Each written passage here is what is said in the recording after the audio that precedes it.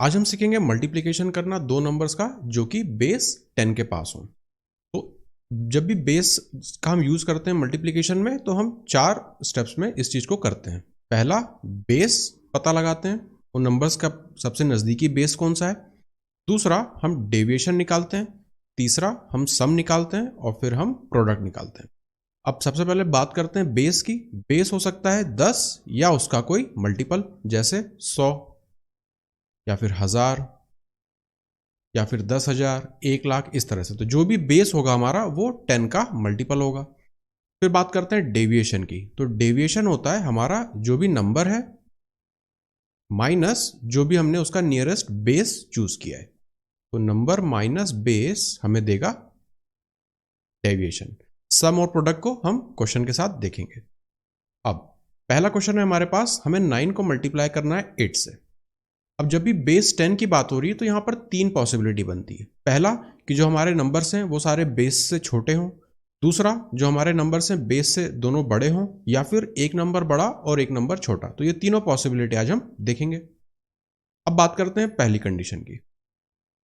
हमें मल्टीप्लाई करना है 9 और 8 को। तो सबसे पहले हम क्या करते हैं, हमने बेस डिसाइड किया, ये 10 के करीब है तो हमने बेस को डिसाइड किया 10।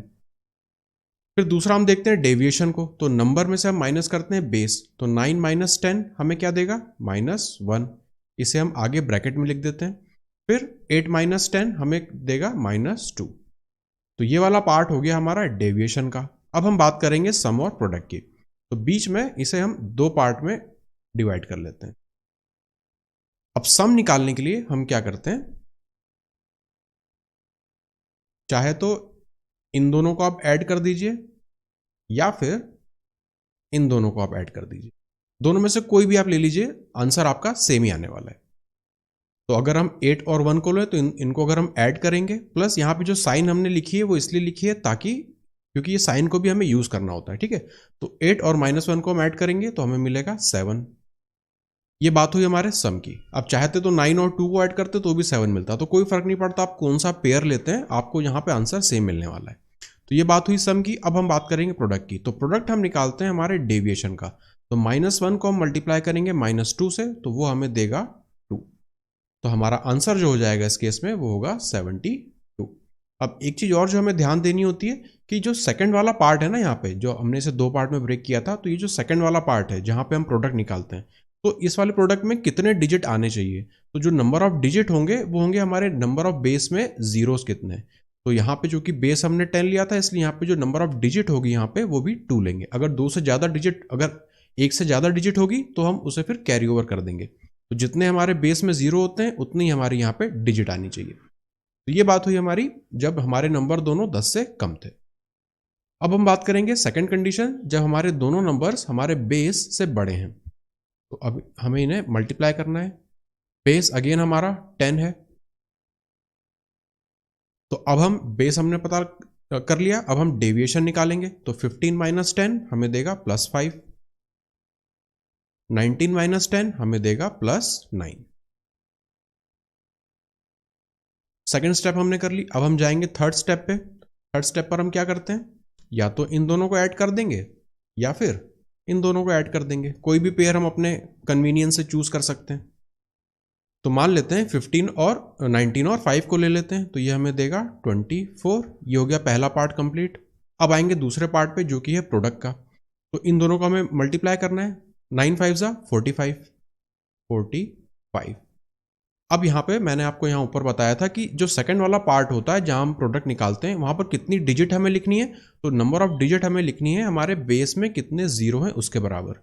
तो यहाँ पर एक डिजिट आनी चाहिए थी, तो हम 5 को कंसिडर करेंगे और 4 को हम कैरी ओवर दे देंगे। तो ये हो जाएगा हमारा 285। यही हमारा आंसर है।